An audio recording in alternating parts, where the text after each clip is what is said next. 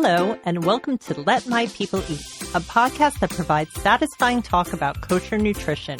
Here we clear through the clutter of nutrition speak, arm you with the clarity and confidence to eat, feel, and be your healthiest every day.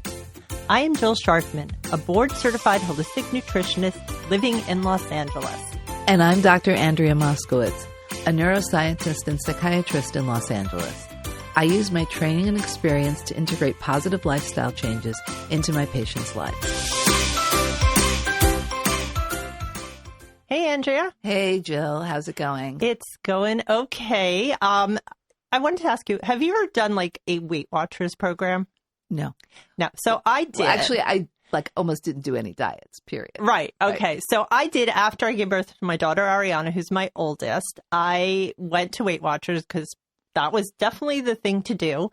And I remember sitting there in the groups, and there would be women mostly who would say things like, oh my God, I ate the entire bag of potato chips, or I ate the entire sleeve of chocolate chip cookies. Mm-hmm. And it was hard for me to identify that because that was not my mode. Right. That was, something really, it was actually the first time I'd heard that somebody ate an entire bag of Lay's potato chips in one setting. And I just found that really interesting that there were people who struggled with that type of, I guess, call it overeating in that way. And they were at Weight Watchers to I guess, get help for that problem. So do you see people who overeat?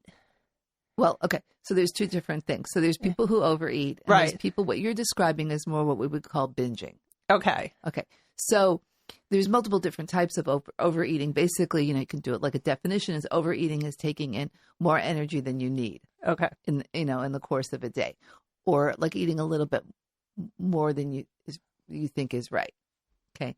But, and it could be eating like a larger portion, going back for seconds, or, something like that, or the types of foods. Could it be like eating Thanksgiving, like eating at the meal Thanksgiving? Yeah, so let me get to that. Okay. So there's actually a number of years ago, the American Psychiatric Association, they have their diagnostic manual, which I want to just emphasize for people. It has gotten to be used in a way it was never intended to be used. It was intended to be a research document so that when people said somebody has major depression, everyone knew what they meant. It wasn't just like random symptoms thrown together. So, but then it got, the insurance companies picked it up, and then it's become a whole, the uses of it really are not what it was really intended for. Okay. So let me just start with that. So if I looked up, so they did come out with, in their 5th edition, they did include something called binge eating disorder. Okay. So this is how they define a binge. Okay. So a binge are recurrent episodes of eating within a discrete period of time. They gave, for example, 2 hours. It could be, probably it's not that much more than that, although some people do binge for like a whole day, but it could be less than that. It could be 20 minutes. Okay. An amount of food greater than what most people would eat in a similar amount of time. And here's the kicker, under similar circumstances. So if you eat like a little bit too much at Thanksgiving dinner, that's normal. Or a Purim Suda or something like that, that's not binging. Okay. Got it. Because that's, it's kind of within normal range. Okay. Okay. But the second part is really critical. A sense of lack of control over how much you've eaten or for how long you've continued to eat it. Got it. So I think that's very key, is that lack of control. Mm-hmm. Okay. So that's what they identify a binge as. Okay. And then a disorder is that it's associated with at least 3 of the following. Okay. So eating faster than usual. Mm-hmm. And when people binge, it's often much faster than usual. Okay. Eating until they're uncomfortably full, which could actually happen just if you're overeating. So it's like, that's why any of these things are not in isolation from each other. Right. Got it. Right. Eating large amounts of food when not feeling physically hungry. Well, lots of people, when they overeat, that's sort of a definition almost, like they're really not physically feeling hungry anymore. They lost contact with that piece of it. And this is eating alone due to embarrassment. I would say, and our guest might, clarify this, I would say almost everybody who binges does not do it in front of other people. Right. They do it by Okay. themselves. And then at the end, feeling disgusted, depressed, or very guilty afterward. Okay. And then Got it. it's like that distress component. They didn't put it in this definition, which is it's unusual because they usually do put it in all the other disorders, that it interferes with your daily life in some way. But I would say that's probably true once somebody's doing more binging. It is interfering in some respect. Right. And then they have that it occurs at least once a week for more than 3 months. Then they have like different variations of it, like how often it's done, et cetera. And then for binge eating disorder, it's not associated with compensatory behavior. So, for example, somebody who's bulimic, they will often binge, but then they'll do like a compensatory behavior. Meaning so they'll throw up. They'll throw up. They'll take laxatives. They'll exercise for 3 hours. Right. Something like that to like burn it off. Got it. Or they'll also restrict greatly, which often sets them up actually for a binge. But they'll restrict. Somebody with binge eating disorder doesn't necessarily restricting, although probably a fair number of them are at some level, and they're not necessarily restricting. Right. And I don't. And maybe I think. Yeah, I think let me introduce our guest so she can chime in on this very, very important conversation. Right. Rachel Goodman is a holistic registered dietitian nutritionist who understands the challenges of juggling the busy life of motherhood and finding the time to care for yourself. Rachel holds a degree in health and nutrition sciences and uses her knowledge, skills, and whole person approach to help women heal their relationship with food. Rachel resides in Brooklyn, New York, with her husband and 3 little girls. Hey, Rachel. Hi, Rachel. Thanks for having me. I want to say Rachel actually lives like a block away from Ariana in Crown Heights. Your daughter. In Brooklyn. I hope I could say where you live. Yeah. Oh, yeah, totally. That's okay. Yeah, it's so funny. So welcome, Rachel. So welcome. Good to see you. Yes, Rachel is a repeat visitor that's here. Right. She was on episode 55, Ditch the Diet, where we talked about things like hunger signals. So if you want to go back to listen to episode 55, you can hear more of Rachel. Right. So you must encounter this a lot in your practice and the people that you see. Yeah, a lot. I'd say most of my clients are binge eat. And one thing that I want to address like straight off the bat from what you've mentioned is that you said restriction, right? So not everyone who binge eats necessarily restricts, but we need to redefine what restriction means, because there's restriction with the food. I'm not going to eat that in terms of not eating enough. So trying to eat less, eat very low calorie and kind of make up for that. But then there's mental restriction. And that's the part that people miss often. And like, but Rachel, I'm not restricting. I'm eating enough. I never let myself go hungry. And yet I'm still binge eating. And that's where we need to address mental restriction. Because if you're binge eating, there is a level of restriction, whether it's mental or physical. So yeah, not everyone might physically restrict. They may be eating enough, but there is likely mental restriction in terms of food rules, feeling guilty, those feelings of shame that they're having, that all, circles back to the way that they're thinking about food, thinking about their body, beliefs in themselves about how they eat, self-blame. But it comes back to this restriction of I should have been able to stop myself. Mm-hmm. Okay. Give me an example of somebody, I was talking about when my experience in Weight Watchers, people eating just a whole bag of potato chips or a whole sleeve of cookies. What do you typically hear people are indulging in? Okay. So it could be anything like that. It could be the chips, it could be the cookies, it could be pasta. There's not one specific food. Typically, it's the ones that in your mind are forbidden. So the ones they have a lot of food rules about. So it's like, oh, this has, food rules could sound like this is not healthy. This has a lot of calories. This has too many carbs. This has too much sugar. It's going to make me gain weight. It can come in so many different ways. But at the end of the day, if someone is binge eating, there's two things you need to assess first. So let's give an example of the Weight Watchers, right? So this person who binged on the bag of chips. One, you really need to assess if they're physically meeting their needs. Because I've seen Weight Watchers and the point system that they give, and sometimes it's really horrifying in how little they allow an adult to eat. Right. And that's like the equivalent of what a toddler needs, yet they're expecting an adult to eat that much. And so your body, before we even get into the mental restriction of things, if your body doesn't feel safe, that it's not getting enough energy, your body functions on a very, very primal level. It doesn't know that you're surrounded by food. It only knows what you're giving it. So if your energy balance is in a deficit, and I think we also have to clarify like energy deficit here, because people think that if you stop binge eating, then you're in a deficit and then you lose weight. That's not necessarily the case. Like if someone is binge eating and then they stop and they're eating in alignment with what their body needs, they're not in a deficit. They've just come down to the amount their body needs. And if their body wants to lose weight, it will naturally let go of it because it's wanted to do that the whole time. It's not a promised outcome, but that may happen. A deficit is when you're under the amount that your body needs. So a good sign that you're in a deficit is if you're pushing off hunger, because hunger is a sign that you need energy. And we talked about that in the last episode. But in terms of this restriction, you first need to make sure that the person is getting enough to eat and to eat consistently, because that inhaling feeling of like binge eating all the things that typically happens when someone's ignored their hunger, they're physically restricted, their body goes into this like survival mode of, oh my God, we need food or we're going to literally die. Like again, your body works on a cellular level. It doesn't know what's going on around you.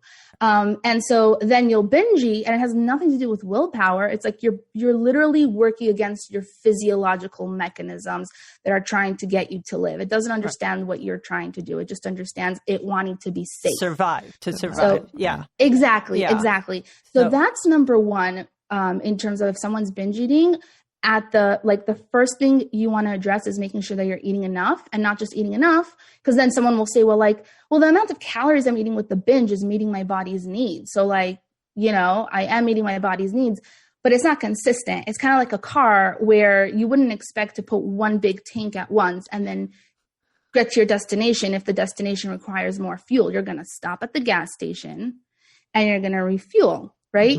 And so the same thing with your body, you need to be eating consistently throughout the day, not just one big meal at the end of the day to function well, and for your body to trust that it's getting enough food so that on a physiological level, it's not driving you to binge eat. Right. So that's the first thing in terms of making sure physically you're not restricting. Then comes the mental restriction, which is, I think that's the harder part for many people.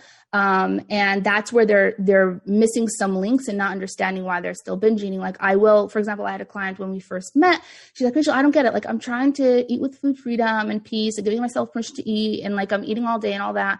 And I'm still, these binges are still happening. Why isn't it working? And she's like, I let go of the guilt and all of that. But she didn't really, because when I started to kind of ask her, what's a food that you binge on?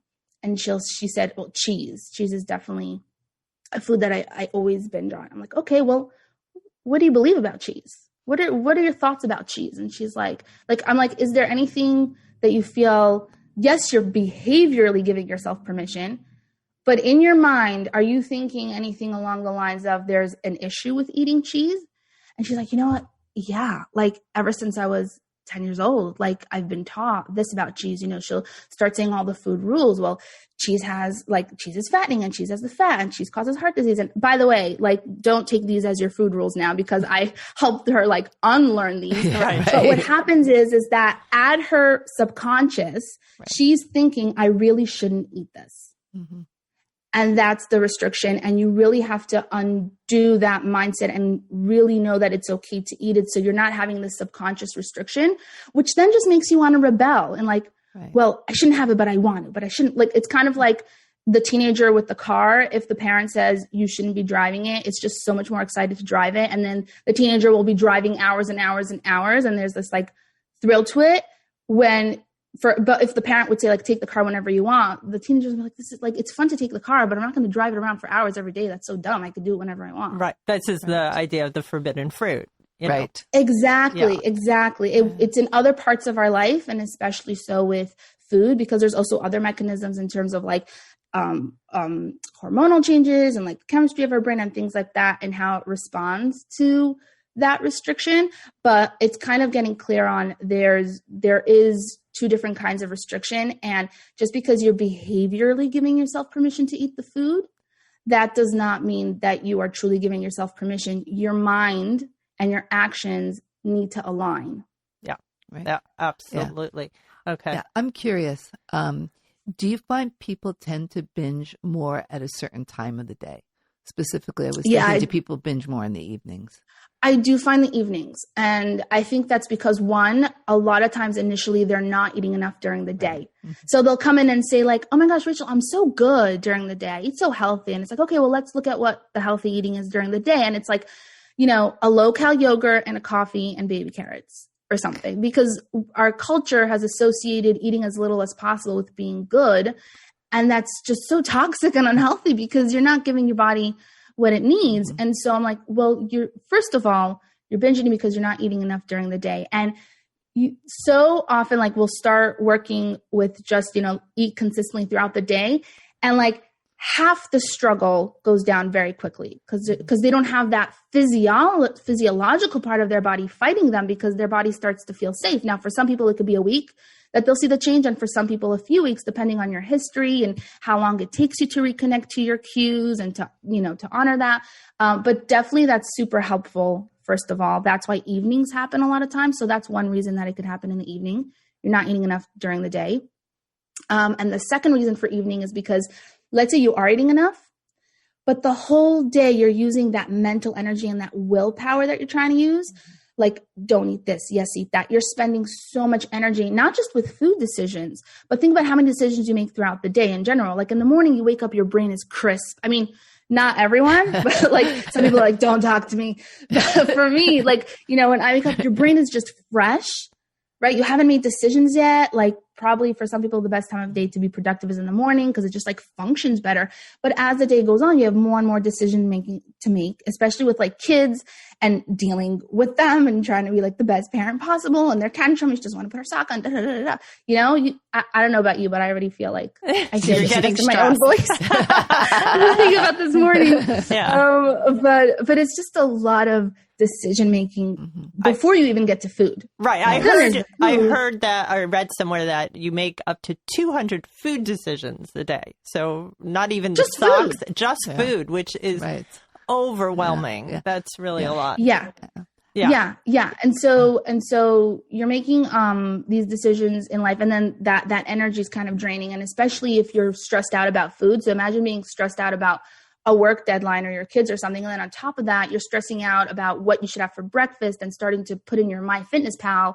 And it's just like a lot of time and energy that by the end of the day, you kind of crash. Like there's only so far that willpower can take you. You exhaust that muscle. You just want to like let go. And then it becomes almost a coping mechanism where it's like, I don't care anymore. And then if you have the all or none mentality, it can go from, oh, I'm just going to treat myself at the end of the day with some cookies. And the fact that we even call it a treat in and of itself makes it like this forbidden thing, but that's another conversation we can get into. But if you're an all or none mentality, then it can go from, let's say, eating the 2 cookies where your body will still feel fine to then you go to the other extreme of like, darn, I had those 2 cookies. It ruined everything. Let me go eat the whole pack. Right. And so that's why I find that, evenings, it does often happen in evenings, or something will happen. If someone's very much an all or none mentality, there'll be some kind of event earlier on in the day. And then from there forward, it's the rest of the day. Right. But I don't ever see anyone who has like a morning binge. Yeah. Interesting. You know? That's interesting. Yeah. The other thing, which I've seen it, you've probably seen it too, is what you kind of mentioned it, is people using it as their sort of their go-to reward. You know, the end of the day, they've had a long, hard day and it's something relaxing, and then it fades into it. But also, people do it sometimes too, because it's the end of the day and really they should be going to sleep. But they want to stay up just to do like the one more thing because they have to be that perfect, that perfect person. And they want to do like one more touch for something for their kids, or one more this or one more that. And they're really actually too exhausted to do it at that point. So they're just grabbing for food to keep them through it. I remember when I was an intern, for example, and we were up for nights in a row. This was before all the rules and limits on all this stuff, right? Yeah. This was in the late 80s. There were no rules or limits. So we would hit the vending machines at like 3 a.m. because we just definitely weren't going to go to sleep. And admittedly, there weren't really any healthy choices at that point in the vending machines. But had there been, I don't think I would have gone for them anyway. Right. So, it was very much, and it was only when I look back on it, realizing like I was using food to keep me up because otherwise I was going to like pass out. Yeah. Mm-hmm. So I think sometimes people do that also. Yeah. Well, there's two things you mentioned here that I think would be helpful to address. One is, yes, sometimes people use food at the end of the day as like a way to wind down, to kind of, especially if they have a stressful day, then, okay, this is kind of my emotional outlet, which I think there's place for that. There's place, like food is inherently emotional. Food is comforting. Food is soothing.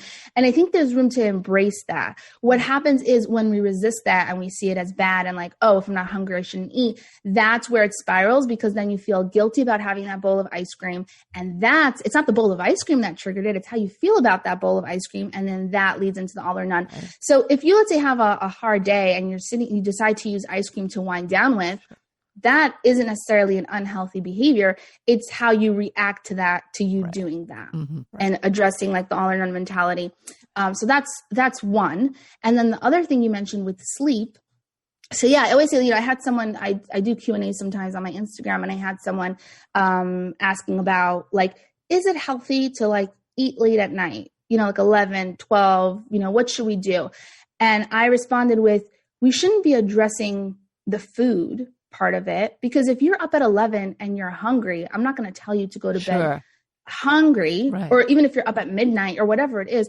What we should be addressing is why you're up so late. Right. The focus is on the wrong thing. It's like it's almost this expectation of I should be able to 100% control food at every type of circumstance without taking into consideration the environment, the situation. And so, like you said, you were working late nights and you were hungry. So you're not going to not eat because that's just your shift and that's a season in life.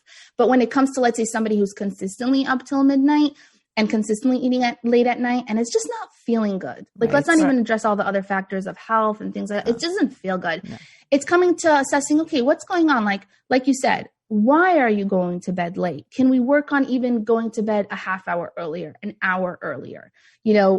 Seeing where you can make the changes that don't have to do with food, but then do impact the food choices. And a note on sleep as well is that sleep deprivation does cause hormonal changes and disrupts in how your body functions optimally. And it does, it can also impact cravings and things like that. Not that we want to demonize cravings, but if, let's say, you are getting 4 hours of sleep, I know that it happens to me. Like, my cues are not like they're kind of off when I'm sleep deprived. Right. They are off. And that's why for me, like when I think about eating well and things like that, it starts with getting to bed on time. Right. And, because then people will be blaming themselves on, why can't I just control myself? And it's like, but you're trying to fight your biology and you're not addressing the things you need to actually feel aligned. Right. That's what the holistic part comes in, because people will come and say, they want to lose weight, they want to eat healthy or whatever it is. And the holistic part will say, well, let's back up a minute. How are you sleeping? How are your stress levels? Because all of those things do impact the types of food choices you may make during the day. So yeah, and I do want to notice, like, the one thing you mentioned is people will, let's say, have a goal of weight loss, right? When weight loss is the focus, and this is for most people, I'm sure some people will listen to this and say, well, this is not the case. But then also, you're probably not the one binge eating. But let's say for the ones who are binge eating, part of the whole reason they're restricting is because they're focused on their weight and saying, like, it has to result in weight loss. And if I'm doing this and it doesn't result in weight loss, it doesn't count. And so that's where we have to, and this is a whole other conversation we can have, because I know we're specifically focusing on binge eating. But then that's where we have to really redefine and understand what health is and take the focus away from weight and focus on the behaviors. Because as long as this focus on I have to lose weight, or the focus is on weight, is there, then how are you truly going to be at peace with food and not have the food rules when the whole time you're scared to overeat or to binge eat? The very trying to prevent the overeating and binge eating, which is a restriction in of itself, is actually what causes it. Right. So definitely addressing body image in this conversation is part of the pillars of being able to eat in alignment with your body and not being scared to do that so that the binges stop. Okay, so you brought up something interesting. What I want to do right now is go through with you different techniques that are recommended to people usually if they are to break this cycle maybe. And I want to get your feedback. And we could do it like a lightning round because I have about 20 of them. Yeah. Okay, let's do it. You know, we have to get deeper, we can, but, you know, I'm just going to throw them out there and I want to hear, you know, your response and if these are things that you recommend. So number one would be to get rid of distractions because people tend to eat more at a meal if they are distracted, whether they're TV show, the computer, their phone. What say you? That's great. I think that is super helpful. We also have to be realistic in that it's okay if not every single meal is 100% mindful with no distractions. I mean, definitely, I know as a mom, it's like dinner, that's not happening. I have like 3 kids like nagging at me. You know what I'm saying? But definitely practicing eating without distraction because then you miss the mind-body connection. If your mind is trying to focus on something else, then what's going to happen is you're going to have your meal. And then by the end of it, you won't really necessarily be satisfied because like, wait, what did I just even eat? Mm-hmm. Part of being able to stop binge eating is to really experience and feel satisfied from your meal. And if you want to feel satisfied, you have to actually experience the meal, which is why it's helpful to not have distractions. And I would say start with at least like get into this practice with at least 1 meal a day. Choose the meal that you know is going to be most like realistic to do. So let's say lunch. Let's say if you know dinner is like a chaotic time and breakfast is chaotic, like lunch. Okay, so lunch is going to be a time where I sit with no distractions. I'm going to really tune into my food, see how it's tasting, how's my body responding, and then you'll leave feeling more satisfied. When you're more satisfied, you have less of an urge to binge. Right, great. Okay, number 2 would be knowing your trigger foods. So a lot of times if somebody, let's say, is binge eating potato chips, it will say, keep them away. Don't even buy them. Don't bring them into your home. Go. Okay, well, how that might work in the short term because the potato chips are not around, right? So you don't have the potato chips to binge on. But potato chips are not leaving this world. So what are you going to do when potato chips are around again? Like you can't, you know what I'm saying? Like at some point you're going to have potato chips around. Then what? How are you learning to deal with it if you're avoiding it? So that's the very reason someone is binge eating on potato chips is that mindset of don't have. And the thing is, has it ever happened? Well, you're saying that it not really relating to binge eating in general, but have you ever seen it happen to other people where, let's say the trigger food is the potato chips and then suddenly they're craving potato chips because they love potato chips, but because potato chips is not around, they end up just binging something else? Correct. Yes, for sure. Because they're trying to get that satisfaction.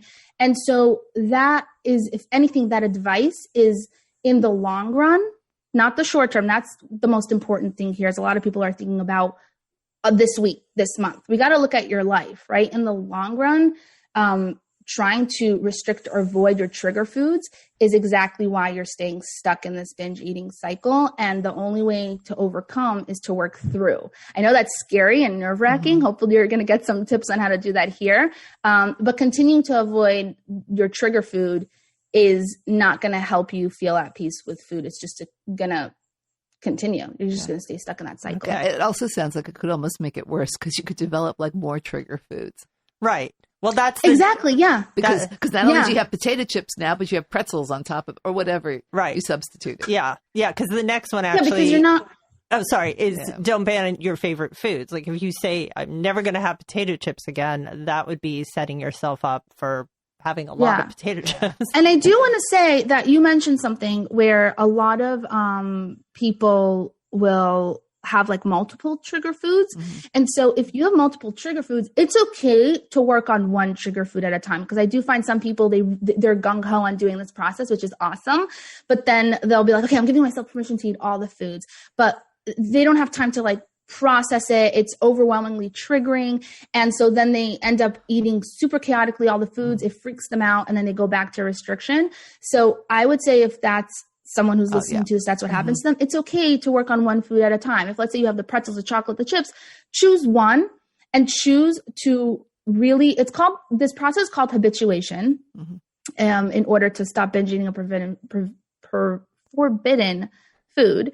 And so it's basically, first of all, with anything in life, the first time, what's something that one of you did for the first time that was super exciting, but then the next time you did it, not food related. And the next time you did it was like, okay, cool, it's fun, but it's like not as wow. Right. Do you have any like off the top of your mind? I mean, maybe trying a new exercise class, or I know where you're going. The first time I made it through like a real spin class. Yeah. You get that high. Or So for you guys, it was like an exercise class, right? So it's like, I did this new exercise. It's novel. It's new. It's fun. And the next time it's like, it's cool, but it's not like as this exciting new feeling. And so that's how the brain works with everything. The newness, the novelty gives off that reward response in your brain. But the more you do it, then it's still great, but it's not like you're not craving it as much. It's not as awesome.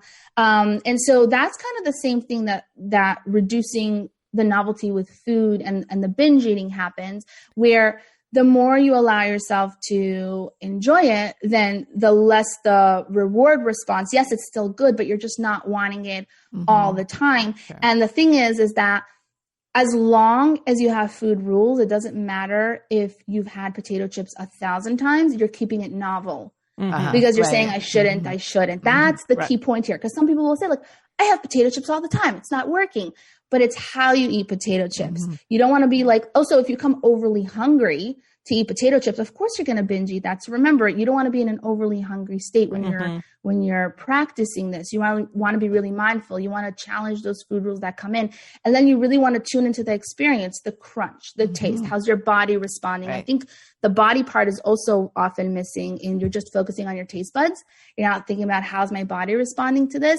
And so really taking time to experience it for what it is, because as long as there's noise up here in your mind of this is so bad, I shouldn't do this, it's going to be a blockage to sensing your body. It's kind of like you go to a party and, there's judgment, there's curiosity, there's knowledge, right? All these people there.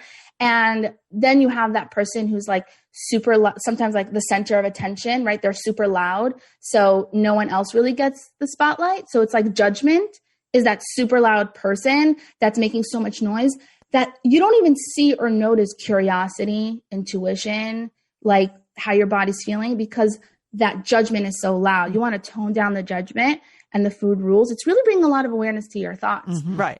So that you can tune in with curiosity to how your body's feeling. And then with time, one food at a time, you could work through. When you feel safe with one food, you can then work through the next food. Okay, so you actually gave me a good segue. The next one would be filling up on low-calorie, high-fiber foods to decrease the overeating. So this comes back to the first level of restriction, which is physical. So the thing about the low calorie, high fiber, I'm assuming typically is related to vegetables. Yeah, vegetables, soups. Basically what they're talking about, like have huge salad. Exactly. Now the thing is, it will physically, because it's volume. So it will physically distend your stomach and give feelings of fullness momentarily, but it's not actually, and it's low energy. Low calorie means low energy. So it's not giving your body the energy that it actually needs. If you do feel, one, you probably won't feel satisfied because vegetables are nice and great and make your body feel good and all, but just a salad with vegetables just doesn't sound very satisfying. Unless that's what your body's craving, that could happen. But if that's all you're focusing on as a level of restriction, satisfaction-wise is probably not going to be as unless you throw satisfying some potato chips in there. Yeah, but like instead of croutons, just crunch up some potato chips. Yeah, croutons, and then also the dressing. Because I think the other thing too is a lot of the trigger foods for a lot of people, besides being high in sugar, they're like have more fat than a lot of other foods in them. But we need fat, and that helps us feel sated. That helps give us that sense of satisfaction with what we eat. Yeah. So that. So that eating like a bunch of lettuce, well, it's very nice, unless you have a bunch of oily dressing on top of it. It's not going to give you that satisfaction. That part of it on the physical level. Well, we even have to ask if it's nice. Level. Like, is it Do you, You know, yeah. is it feeling good to you? How do you feel eating the salad? Because here's what I say about health, and people are like, is this healthy to eat or not healthy to eat? It's not just about the nutrients. It's also how you like feeling does count, because you need to be satiated by it. If you're eating the salad and you feel like it's a chore and you're feeling deprived, there's nothing healthy about eating that salad, because your body is going under such stresses. That stress level impacts your health as well and impacts your gut as well. Right. And so we have to zoom out in what we define as health. It's not just, if we look at just nutrients, then that could actually become disordered and unhealthy. And so my response to that is, I would not be giving that advice if you're having cravings. First of all, assess if it's, craving just in terms of like, you're just in the mood of something. Because sometimes cravings are actual hunger. And so you should be eating enough if you're actually hungry. That's for sure. So don't try to like bulk up on air food, basically, because you're anyway going to be hungry like a half hour later or something when the volume goes down. So I would say just eat what you actually want and need. Right. Okay. Next one is avoid eating from containers. So I think I'm kind of like mixed on this, because it depends on the personality. I do think that if someone is prone to binge eating, it's helpful to take yourself a serving and enjoy it. And then knowing if you want more, you can take more. I think it's all about the intention. So for example, with Weight Watchers, the intention is eat as little as possible, have that serving, don't go back for seconds if you want. All about like as little calories as possible or avoidance. Here, when it comes to preventing binge eating, it's more about giving yourself space to have some awareness to your body and mindfulness, and not just go on automatic mode. Especially a lot of people who are on binge eating, they are impulsive in their behavior. They are on automatic. And so sitting there with the whole jar it's just placing a bigger challenge than it needs to be. Mm-hmm. So I would say that can be helpful if your intention is really to eat an amount that you want, as long as you know that if you do want a second serving, it's not like forbidden. It's not for the point of having as little as possible. It's for the point of being able to be present with your food and know how much is enough for you. So you have that pause and you're not on automatic mode. Right. Yeah. And what I'm hearing from you also, and correct me if I'm wrong, is that also, it can be like how you present the food to yourself. So that, so that it could be like, okay, I'm going to have my cookies. I'm going to put them on a nice plate. I'm going to sit down. I'm going to eat them. I'm going to enjoy them. I'm going to taste them. I'm going to be completely there, mindfully there, present with my cookies and eat them. Not in this rushed manner, like I stole something and I'm trying to conceal the evidence. Right. Yeah. You want to truly experience your food, experience it without guilt and being present. Again, not every single meal is going to be 100% present. But the point is definitely if you're standing in your kitchen, like doing other things and grabbing cookies as you go in automatic mode, like you're not even really experiencing the cookies. If it's really about enjoying the food, then take the time to enjoy the food, sit down and experience it. Right. Great. Okay. The next one is similar one we just talked about, eating fiber-rich foods to keep you satisfied, like starting your day with a bowl, let's say, of oatmeal. Mm-hmm. That can be helpful in having high fiber foods to keep you satisfied, but that's across the board.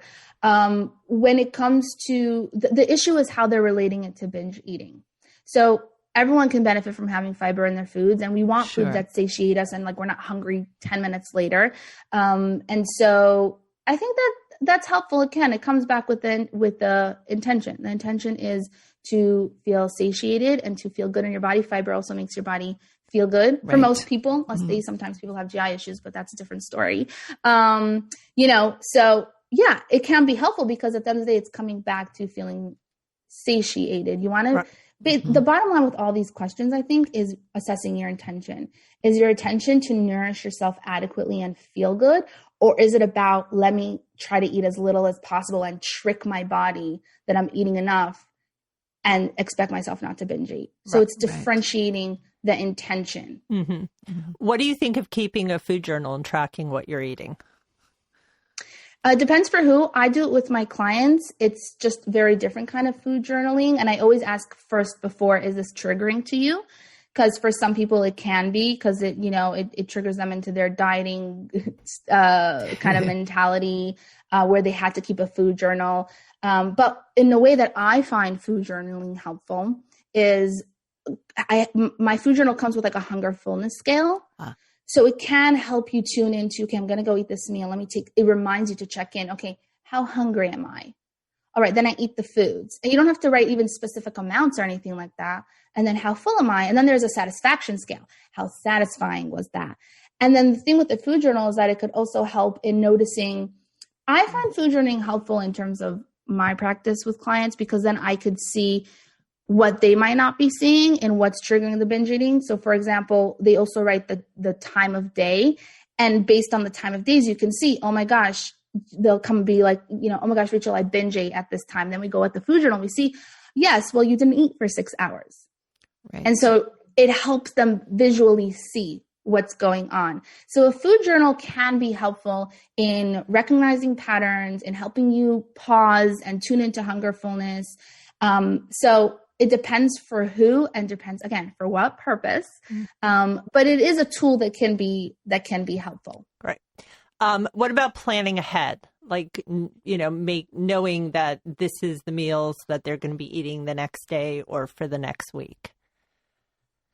So planning ahead, definitely there's room for planning ahead. If anything, depending on the person, planning ahead could sometimes be helpful, because let's say your day is busy.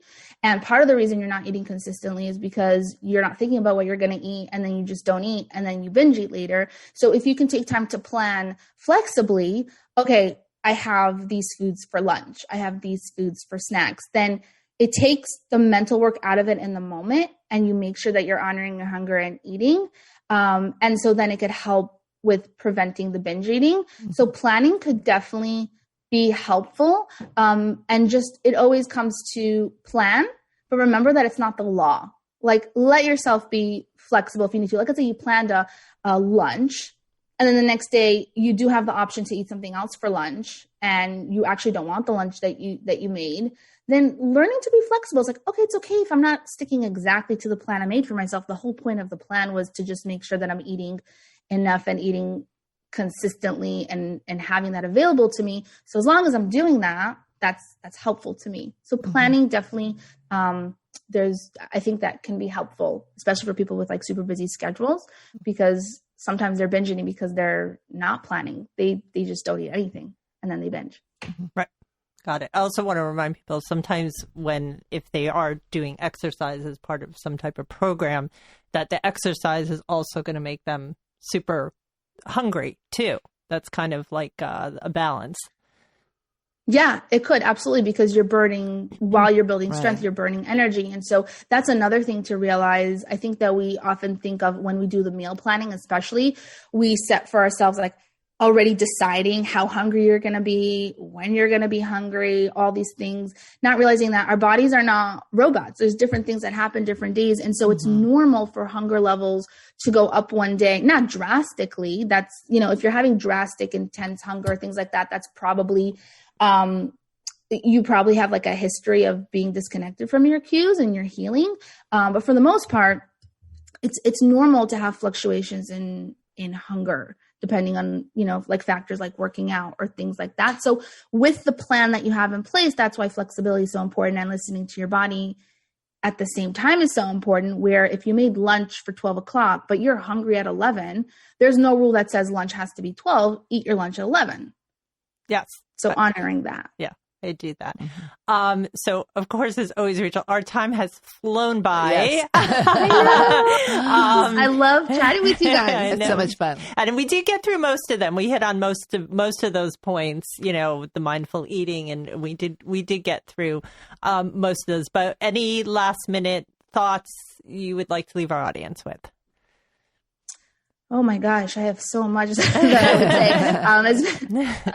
But let's say I'm going to just talk to the person who's here and is struggling with binge eating, is know that, like, if you're binge eating, that's your body doing what it's supposed to do, even though it's not feeling good. It doesn't feel normal. But if you're coming off a history of restricting and dieting, you binge eating does not mean that you are a weak person or that you don't have self-discipline or that you're not good enough.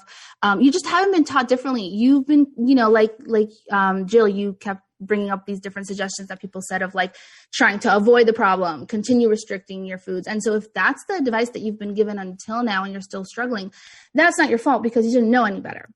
And so one, take off the self-blame from yourself. Mm-hmm. And hopefully this podcast has helped you in a place to start, definitely with addressing, making sure you're eating enough, and giving yourself time to work through it. If this is what I always say to anyone who's struggling, if you're coming from a 10-year history of dieting or binge eating or more, then one podcast episode might be planting the seed and sparking that journey to a healthy place. But be realistic with your expectations as well. It's not just a snap of the fingers. It's going to just turn around. It is a practice. It is a journey. So practice that self-compassion and give yourself that time. And definitely, if you have a binge eating, binge eating in general, disordered eating, whether it's disordered eating or an eating disorder, and you're struggling for a while, you don't have to keep figuring it out on your own. Like, go seek help. It's okay to ask for help. Actually, most people who struggle with binge eating think it's so normalized in our culture and all of that you just need more willpower. They don't get help because they're just ashamed of that. Mm-hmm. It's okay to go ask for help. You don't have to keep struggling if it's not, improving on your own. Right. Yeah. Amazing. So Rachel, where can people find you? They can follow me on Instagram at dietitian.rachelgoodman. That's my favorite place to hang out. And then my website, rachelgoodnutrition.com. I have a lot of blog posts, recipes, helpful resources. And I also have a free resource, which I'll share with you. You can share the link with your followers. If you are struggling with feeling out of control with food, I have a helpful free guide that you can get. It's called 3 Steps to Stop Feeling Out of Control with Food, which covers a lot of the things we talked about here in a step-by-step process that can be helpful to you. So you can get that as well. And hopefully that will help you. Great. Thank you. I want to remind everybody that they can follow me on Instagram at Jill H. Scharfman. I also want to thank our engineer, Mike Casantini at the Network Studios. Thank you so much, Rachel. Thank you, Rachel. We're obviously going to have This has been awesome. We'll have you back again. Yeah, we're going to have you back again. I know there was some topic that came up that we put aside that we will have Totally. I'm down to chatting with you guys. It's always a joy. Great. All right. Yeah. Thanks, Rachel. Take care. Thank you, Rachel. Bye. Bye. And that is it for this episode of Let My People Eat. Please visit our website at letmypeopleeat.com and leave us a comment. Get in touch with our email at podcast@letmypeopleeat.com or call us at 317-659-0004. We are also on Facebook. Search for Let My People Eat podcast to join the discussion. You can ask questions and suggest topics you'd like us to talk about in future episodes. If you like this show, please make sure to leave us a 5-star rating and review on iTunes and tell your friends and family to subscribe to us on Apple Podcasts. Let My People Eat is proud to be part of Jewish Coffee House, where you can find your fill of stimulating podcasts dedicated exclusively to Jewish content. Please remember that while we are certified professionals, this is not a medical advice podcast.